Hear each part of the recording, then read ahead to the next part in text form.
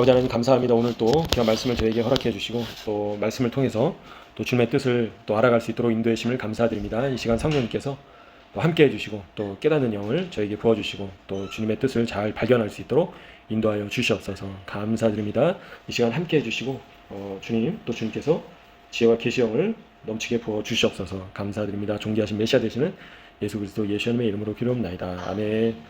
네, 그래서 1장 1절에 보시면 선포한 말씀이니라. 그래서 이게 말씀이 이제 드바림인데요. 그래서 이 신명기가 이제 신명기서를 이제 유대인들은 드바림이라고 합니다. 그래서 이 모세의 고별 설교죠. 그래서 37일 동안 한 설교 말씀입니다. 그래서 이제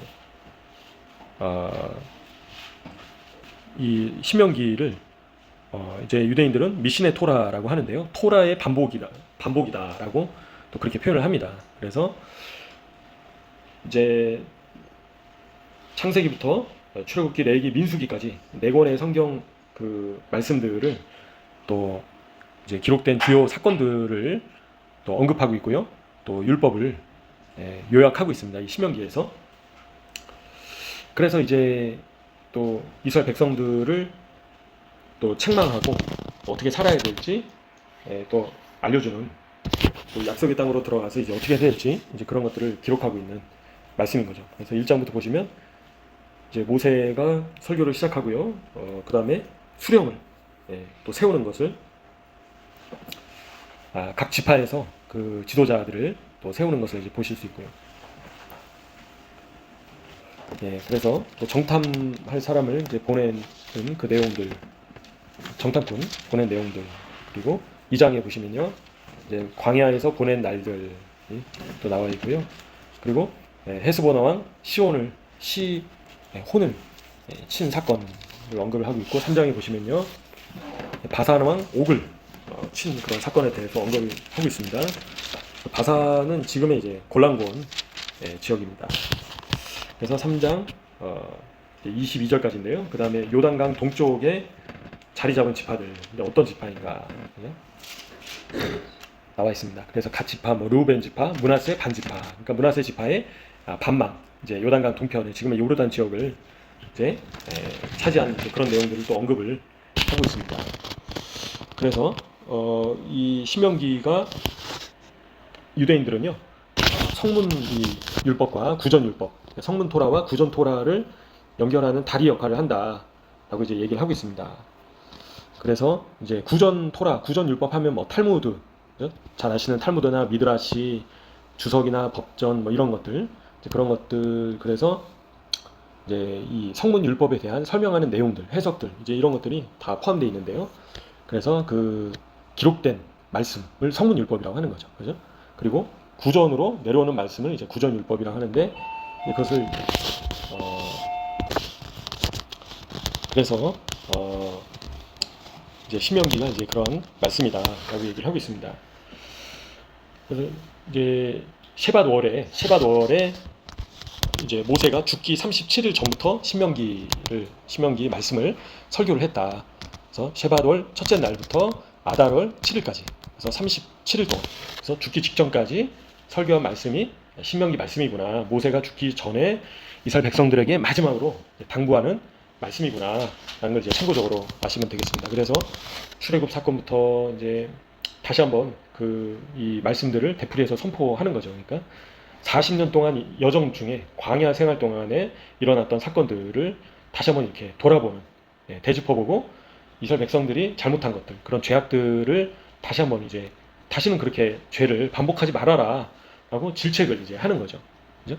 그래서 하나님께서 영원한 기업으로 주실 땅에서, 그죠? 이스라엘 땅에서 이 하나님의 말씀을 지키고, 이 토라를 지키고 그 계명을 지켜라 라고 신신당부하는 내용이 바로 이 신명기 말씀인 것을 저희가 보시게 됩니다. 그래서 이제 이제 지도자를 그렇게 세웠던 일들, 그리고 정탐꾼 사건들, 그리고 이 이방 족속들을 대표적으로 시온과 바산왕 옥을 정복했던 것들, 그리고 요단강 동쪽에 세 지파가 정착했던 것들, 이제 그런 것들을 이제 그런 것들이 이번 주에 이제 기록되어 있습니다. 그래서 이제 그 지도자를 세워라라고 이제 얘기를 해가지고요. 1장 9절부터 쭉 보면 이제 나와 있는데요. 지도자를 잘 세우는 게 얼마나 중요한가. 네. 그래서 이제 유대인들은 한 세대, 그 세대가 잘못 가고 있는 이유는 그 전적인 책임이, 원인이 그 세대의 지도자들에게 책임이 있다라고 유대인들 얘기를 한다고 합니다. 그래서 신명기 1장 9절부터 이 지도자를 그 세우는 이제 10부장, 100부장, 50부장, 1000부장 세우잖아요.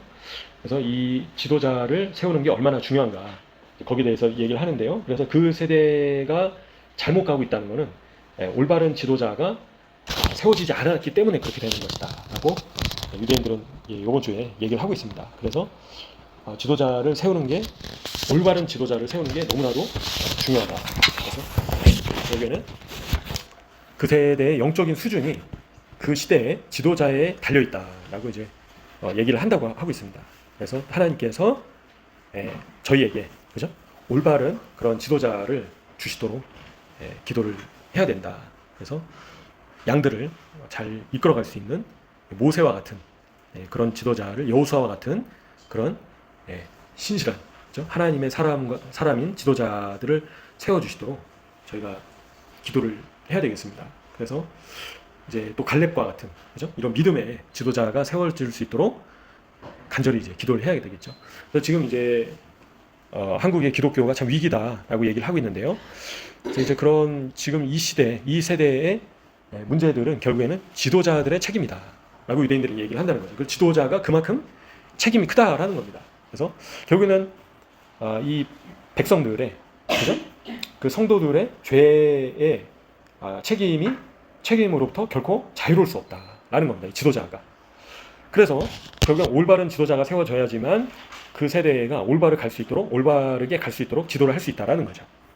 그래서 하나님께서 이런 모세와 여호수아 같은 지도자를 이 시대에도 보내주시도록, 올바른 지도자가 또 대한민국 땅에 세워질 수 있도록, 영적인 그런 지도자가요, 그죠?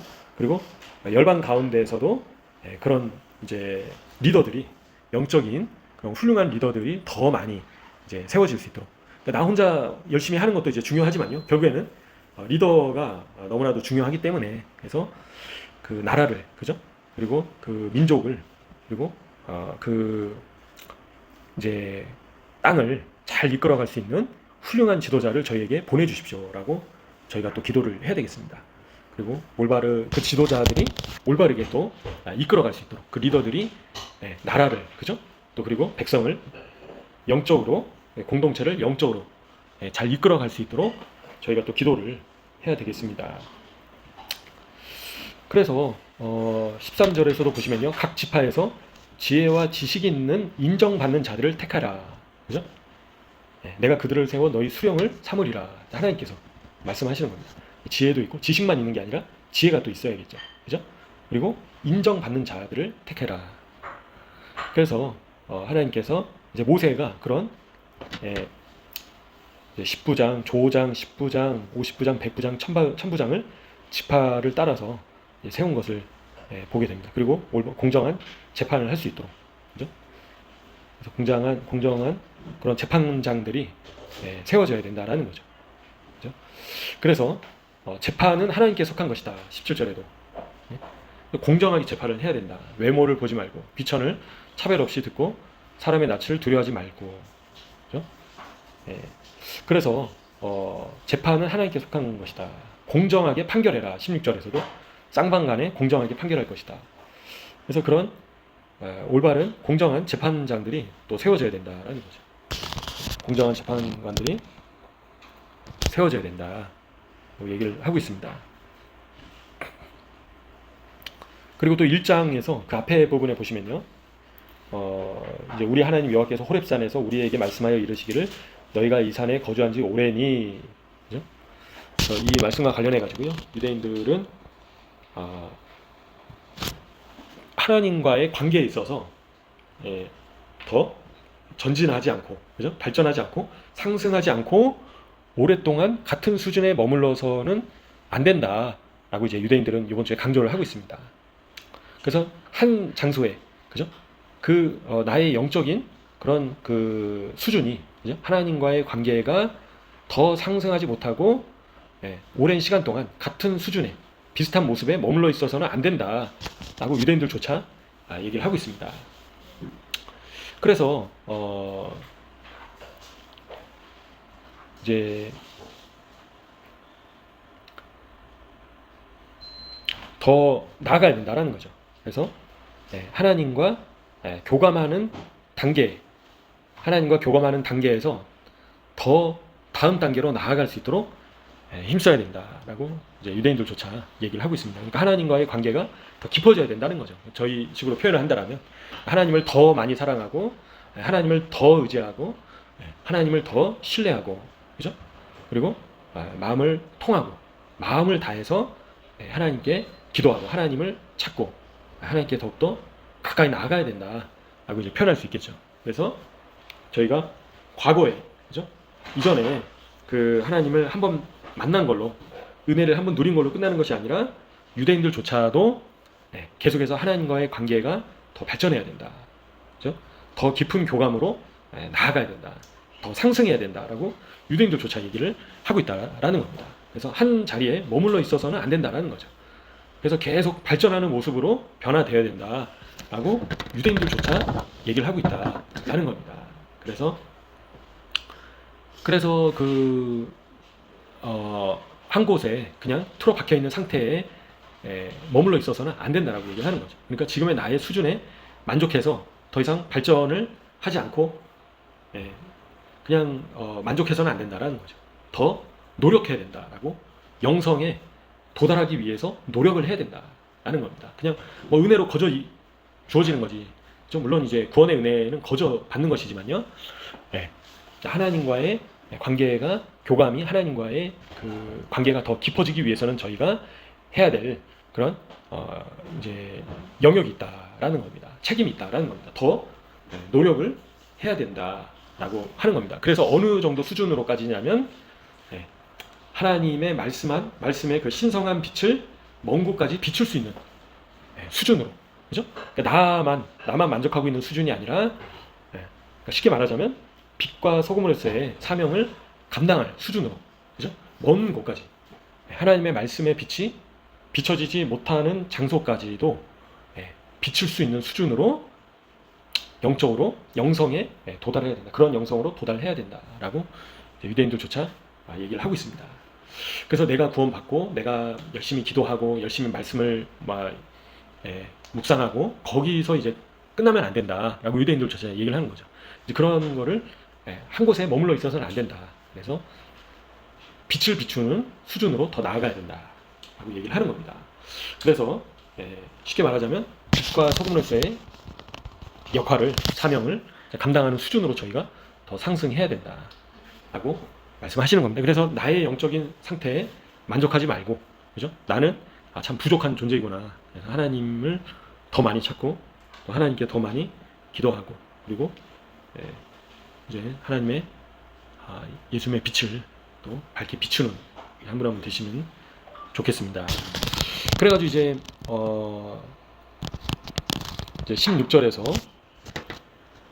1장 16절에 보시면요, 형제 중에서 송사를 들을 때, 그죠? 형제들 사이에서라는 것인데요. 그래서 이 들을 때라는 그 단어를 영적인 청각을 가진 사람이다라고 이제 그렇게 표현을 한다라는 거죠, 유대인들은. 그래서 영적인 그런 들을 귀가 있는 사람이다, 그죠? 그런 사람들은 모든 사람들의 위대함을 이해하고, 들을 줄 안다는 사람은 다른 사람에 대해서 들을 수 있는 영적인 청각을 가진 사람은 각 사람의 위대함을 이해할 수 있는 사람이다라고 표현을 한다는 거예요, 유대인들은. 그죠? 그리고 거기서 끝난 게 아니라 그 다른 사람을 소중히 여긴다.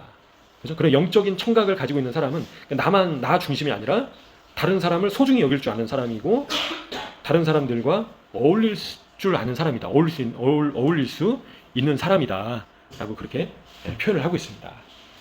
그래서 들을 수 있다라는 거는 영적인 감수성에 도달한 것이다라고 이제 표현을 한다라는 거죠. 그래서 다른 사람을 그냥 다른 사람 말하는 거 그냥 들어주는 수준이 아니라, 그죠? 그 사람의 다른 사람을 나보다 더 낮게 여긴다는 거죠. 쉽게 얘기하면 저 사람이 나보다 나은 사람이다, 그죠? 말씀하시잖아요. 나보다 남을 더 낮게 여겨라라고 말씀하시잖아요, 그죠? 그래서 다른 사람을, 그거 반대는 뭡니까? 다른 사람을 판단하고 다른 사람을 정죄하고 다른 사람을 무시하는 사람은 영적인 청각이 없는 사람인 겁니다. 그죠? 다른 사람을 들을 수가 없는 사람인 거예요, 아직. 그래서 다른 사람에 대해서 들을 수 있는 사람이라는 것은 영적인 감수성을 이제 가지고 있는, 그래서 모든 사람들을 이제 이해하고, 그죠? 그리고 소중히 여길 수 있는 사람, 그리고 나의 형제로 여기는 사람, 이제 그런 사람이 영적인 청각을 가지고 있는 사람이다, 그죠? 영적인 감수성을 가지고 있는 사람이다. 그래서 그런 사람이 재판장이 이제 돼야 된다라는 거죠. 그래서 저희도 다른 사람의 그냥 말을 그냥 귀로 들어주는 수준이 아니라 그 사람을 이해를 해야 된다는 거예요. 그 사람을 이제 이해하고 그 사람의 위대함을, 그 사람의 좋은 점들을 발견할 줄 알고, 그죠? 그리고 그 사람의 장점들을 발견할 수 있는 거예요. 그죠? 다른 사람을, 상대방을 소중히 여길 줄 알고, 그리고 그 사람과 그리고 어울릴 수 있는 이제 그런 사람이 되어야 된다. 근데 그 사람을 나의 형제로 또 여기고, 이제 그 반대는 다른 사람을 대할 때 다른 사람을 이제 흠을 자꾸 잡으려고 하는 거죠. 그죠? 그래서 상대방의 눈에 있는 티를 자꾸 빼내려고 하는 사람입니다. 그 반대의 사람은 자꾸 이제 판단하고 정죄하고 이제 나보다 낮게 여기고 무시한다는 거죠. 그러니까 반대는 무슨 의미입니까? 다른 사람을 무시한다는 건 곧 내가 어떻다는 거죠? 교만하다. 아, 내가 교만한 상태구나. 내가 저 사람보다는 좀 많이 알고 있지. 내가 저 사람보다는 더 높은 수준이지. 그런 생각 자체가 영적인 청각이 없는 상태이다 라고 생각하시면 됩니다. 아, 나는 영적인 청각이 없구나. 영적인 감수성이 내가 없는 거구나. 그렇게 생각하시면 됩니다. 그래서 저희는 다른 사람을 진정으로 듣고 이해할 줄 아는 사람이 되어야겠습니다. 그래서 그런 사람은 다른 사람을 소중히 여긴다라는 거죠. 그리고 그 사람을 이해할 수 있고 그 사람의 장점들, 뛰어난 점들을 진정으로 훌륭하게 여긴다라는, 아, 저 사람 정말 저런 모습들은 너무 훌륭하다, 그죠? 나보다 남을 낮게 여기라는 그 말씀이다라는 겁니다. 아, 저 사람 정말 부지런하구나. 아, 저 사람 정말 잘 섬기는구나. 그래서 그 사람의 흠을 자꾸 보려고 하지 말고, 아, 저 사람은 저렇게 계획적으로 또 잘 시간을 보내는구나. 예를 들어서 그래서 각 사람은 다 잘하는 부분들이 있다라는 겁니다. 아, 저 사람은 정말 또 열심히 기도하는구나. 열심히 찬양하는구나. 그죠? 또 나의 것을 남에게 베풀 줄 아는 사람이구나. 그래서 자꾸 배우려고 해야 된다라고 얘기를 한다라는 거죠. 유대인들조차도. 그래서 자꾸 저희가 다른 사람을 헤아리는 그 헤아림으로 너희가 헤아림을 받을 것이다 말씀을 저희가 기억해야 되겠습니다. 그래서 자꾸 다른 사람을 판단하기만 하고 흠을 이제 꼬집으려고만 하면 안 된다라는 거죠. 그죠? 그래서 상대방을 무조건 나보다 낮게 여기고 그 사람으로부터 배우려고 해야 된다. 그래서 유대인들조차도 영적인 청각을 가져야 된다. 영적인 감수성을 가져야 된다. 그렇게 이번 주에 이야기를 하고 있습니다. 그래서 저희는 더 좀 다른 사람들을 잘 이해하고 공감하고 또 형제로 여기고 또 진실되게 불쌍히 여기고 또 나보다 낮게 여기고 배우려고 하는 그런 저희 자신이 되어야 되겠습니다. 그리고 이제 그 가나안 땅에 이제 이 족속들을, 7 족속들을 정복해야 되는데요. 이스라엘 백성들이. 그래서 이제 이 7 족속을 저희가 가지고 있는 잘못된 행동들, 그런 죄된 행동들과 연결을 이제 짓는데요. 그래서 이 감정적인 반응을 일으킨다라는 거죠. 이런 죄된 속성들이 저희 안에 내면에 있는, 자꾸 막 미워하고 싶고, 그죠? 욕심이 일어나고, 정죄하고 싶고, 그죠? 그리고 막 여러 가지 그런 죄된 이 습성들이 우리 내면에서 자꾸 이게 불쑥불쑥 올라온다라는 겁니다. 그래서 유대인들조차도 이 가나안 족속과 같은 그런 악한 습성들을 정복해야 된다. 지난주에도 말씀드렸지만요. 그래서 저희 내면에 자꾸 나만을 사랑하려고 하고, 그죠? 다른 사람을 미워하려고 하고, 그 외 여러 가지 그런 내 안에서 올라오는 그런 악한 습성들을 죽여버려야 된다. 정복하고 진멸시키고 없애버려야 된다. 그죠? 저희 안에 있는 가나안 7족속 같은 그런 죄악된 그런 습성들을 죽이고 정복해야 된다라는 겁니다.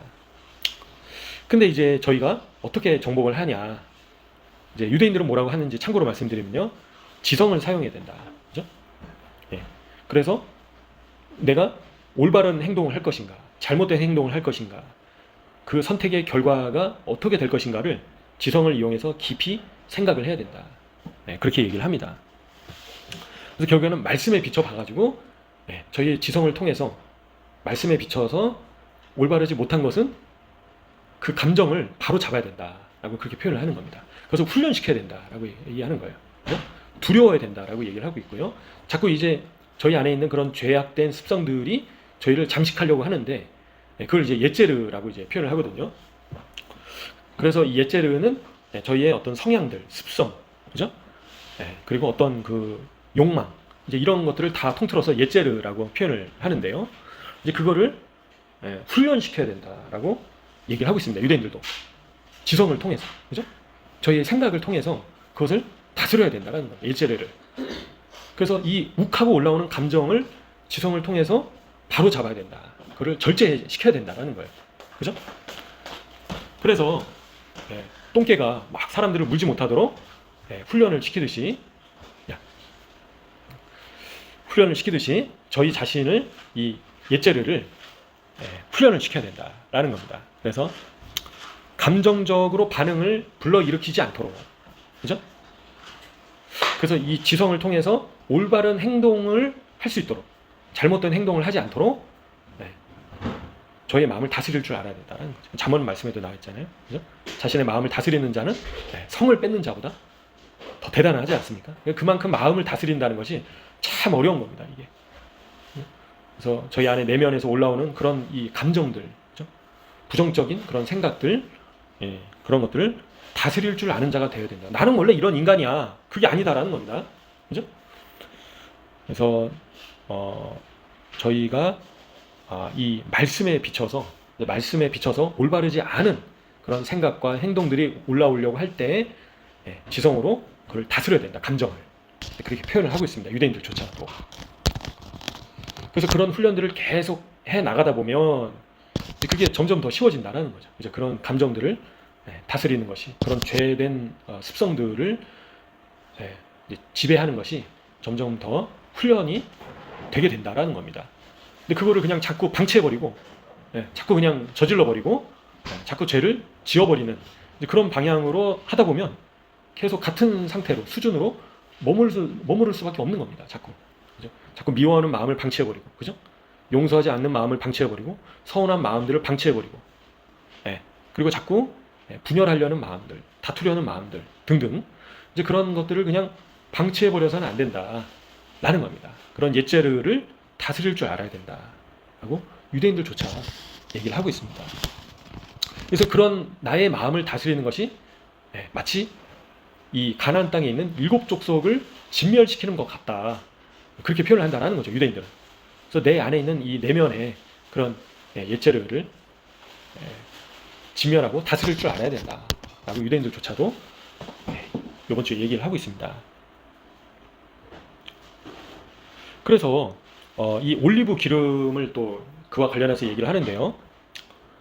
그래서 올리브 기름은 사심이 없다는 것을 상징한다라고 합니다. 올리브 기름이 사심이 없다라는 거죠. 그죠? 그래서 올리브 기름이 이 정결함, 순결함, 그죠? 을 상징하고 있다라고 표현하고 있습니다. 그래서 올리브 기름이 나오기 위해서는 유대인들조차도 얘기하는 게 으깨져야 된다라고 표현을 하고 있고요. 그래서 예수님께서 어디서 기도하셨죠? 겟세마네 동산에서 기도하셨는데, 잡히시기 직전에 겟세마네의 뜻이 기름을 짜다, 으깨지다라는 뜻이 있는 것입니다. 그래서 예수님께서도 이 잔이 지나가기를 원하셨다라는 것. 그만큼 이게 엄청난 고통과 쉽지 않은 그런 아픔들이 있었다라는 겁니다. 근데 그 겟셋마네에서 이제 으깨지심으로 인해서 결국에는 올리브 기름이 나오게 된다라는 겁니다. 그래서 저희 자신도 깨져야 된다라는 거죠.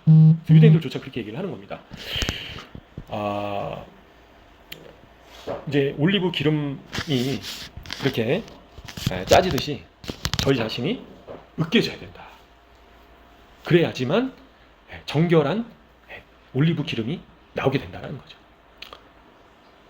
근데 이제 이게 순전하고 정결하지 않으면 올리브 기름이 나올 수 없다라는 겁니다. 또 올리브 기름이 있어야지만 또 불이 밝혀지고 빛을 이제 비출 수가 있는 거거든요. 그래서 등잔 때 올리브 기름이 있어야지만 또 메노라에 올리브 기름이 있을 때 빛이 비춰지게 된다라는 겁니다. 그래서 그거는 결국에는 올리브가 으깨지듯이 저희 자신이 깨져야 되고, 그리고 깨짐으로 인해서 저희가 정결하게 된다라는 거죠. 순결하게. 그래서 그럴 때 기름이 흘러나오게 된다라고 유대인들조차도 이런 얘기들을 이제 하고 있습니다. 근데 이제 자기 만족에 빠져 있고 교만한 사람은 이제 그런 상태를 이룰 수 없다라고 얘기를 하는 거죠. 그런 상태에 이룰 수 없다라고 얘기를 하는 겁니다. 자기 중심적인 상태이다라고 표현을 한다라는 거죠. 자기 중심적인 상태에서는 기름이 흘러나올 수가 없다라는 거죠. 그래서 자기 중심적인 상태에서 깨져야지만, 자아가 죽을 때 결국에는 기름까지도 순전한 올리브 기름이 흘러나와서 이제 빛을 비출 수 있는 수준으로 바뀌게 된다라는 거죠. 그래서 저희 모두가 이제 주님 안에서 이제 깨져야 된다라는 거죠.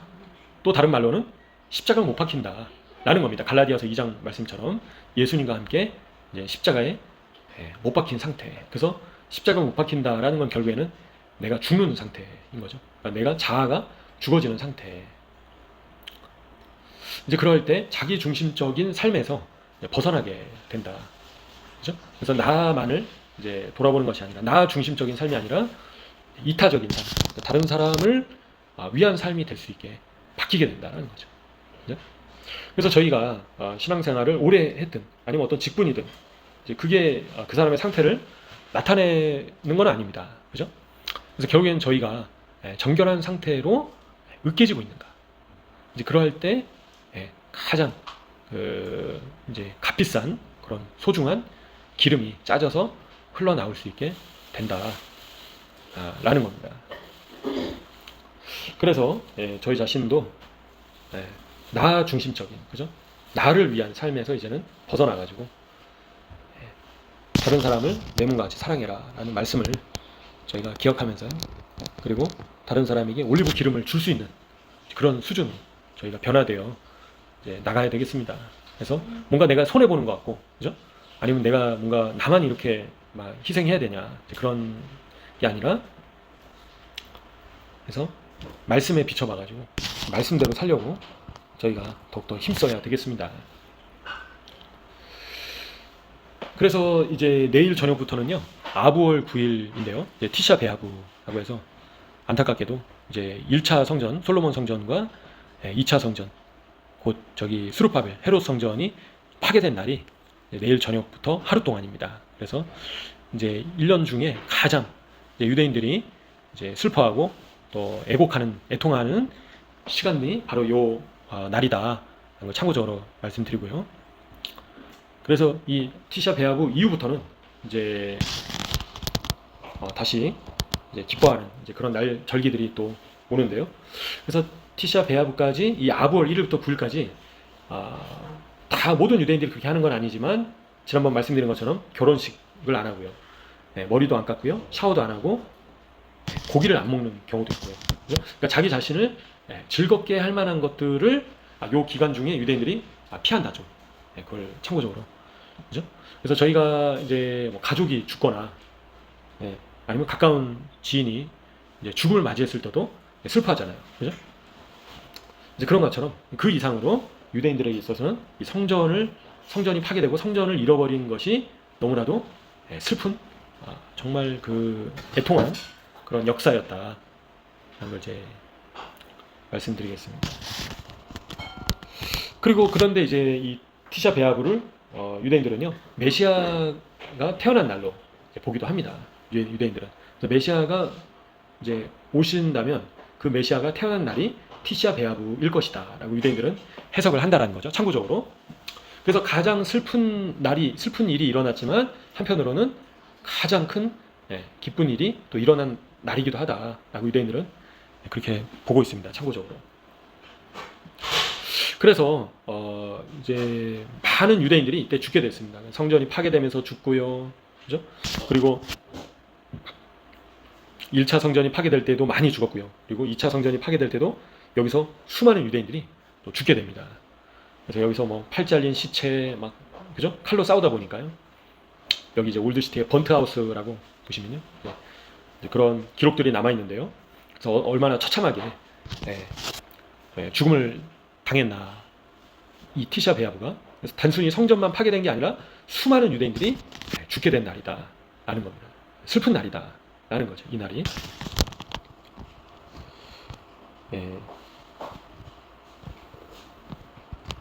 그래서 이제 뿐만 아니라 지난 2000년 역사 중에서도 이 티샤 베아브 날 안 좋은 일들이 많이 일어났습니다.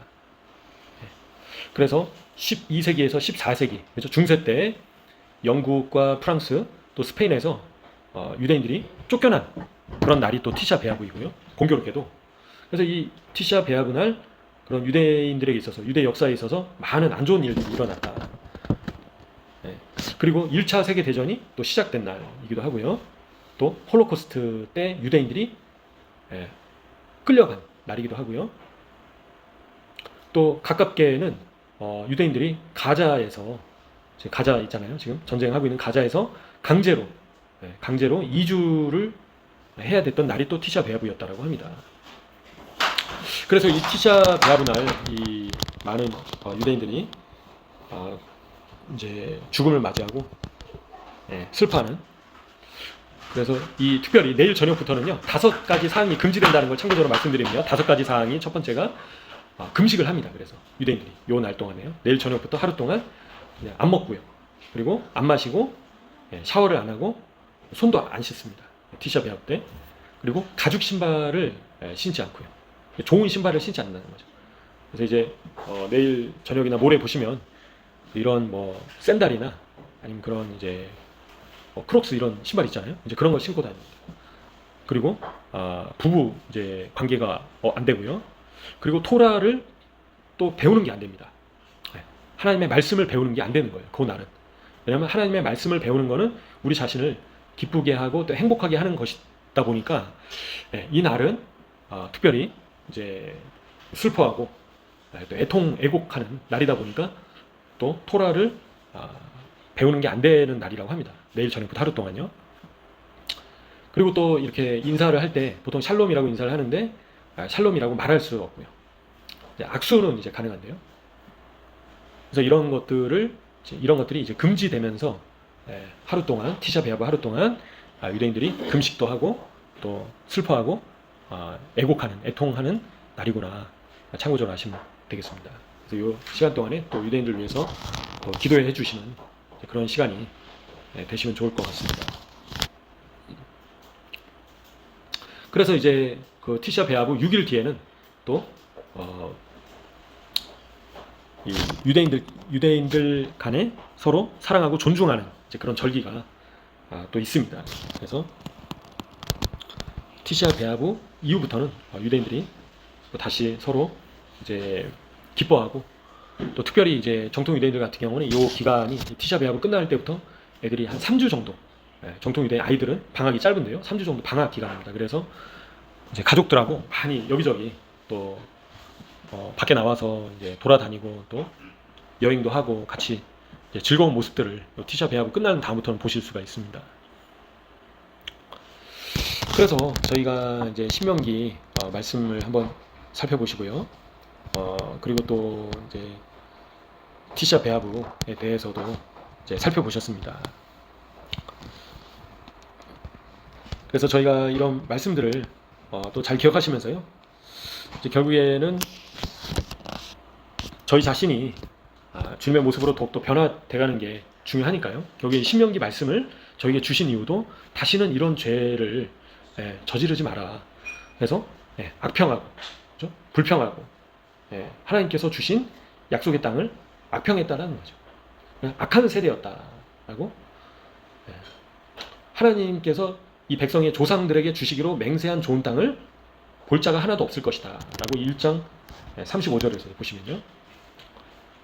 그래서 하나님께서 굉장히 이제 진노하시고 실망하셨다라는 거죠. 그래서 이런 실수를 너희가 반복해서는 안 된다. 저희도 마찬가지다 싶습니다. 그래서 저희가 예수님을 만난 이후에 저희가 같은 상태에서 머무르는 것이 아니라 이제는 올리브 오일처럼 소중한 이제 그런 모습으로, 그죠? 변화되어야 되겠다. 더욱더 영적으로 상승해야 되겠다. 그리고 영적인 청각을, 영적인 감수성을, 민감성을 가지고 다른 사람의 위대함을, 다른 사람의 뛰어남을 볼 줄 아는, 그리고 이해할 줄 아는 그런 자가 되어야 되겠다. 그래서 다른 사람을 또 이해할 수 있고 그 사람의 어려움을, 그죠? 그 사람의 그런 상황들을 이제 이해할 수 있고 소중하게 다른 사람을 여길 수 있는 그런 사람이 되어야 되겠다 싶습니다. 그래서 다른 사람을 소중하게 여기지 않는다는 건 결국엔 내가 교만한 상태구나 라는 거죠. 그래서 저희 내면의 그런 일곱 족속과 같은 그런 악한 습성들을, 옛재르를 반드시 정복하고 다스리고, 그리고 저희의 이 말씀에 비춰봐서 올바르지 못한 그런 감정들, 생각들, 행동들을 저희가 다스릴 수 있어야 되겠다. 훈련시켜야 되겠다. 그죠? 그래서 옛재르를 다스릴 줄 알아야 되겠다. 잠언 말씀처럼 마음을 다스리는 저희가 되어야 되겠다. 그런 말씀들을 또 통해서 저희가 기억하고 변화되시는 또 한 분 한 분 되시기를 간절히 소원합니다. 그래서 나 중심적인, 자기 중심적인 상태에서 이제는 벗어나야 되겠다. 그래서 이런 말씀들을 또 기억하시고요. 또 티샤 베아브를 맞아서 또 이 백성들을 위해서 또 간절하게 또 기도해 주시면 좋을 것 같습니다. 지금 함께 합심으로 또 주님 앞에 기도하시면서 나가시면 좋겠습니다. 기도하시겠습니다. 주여 아버지,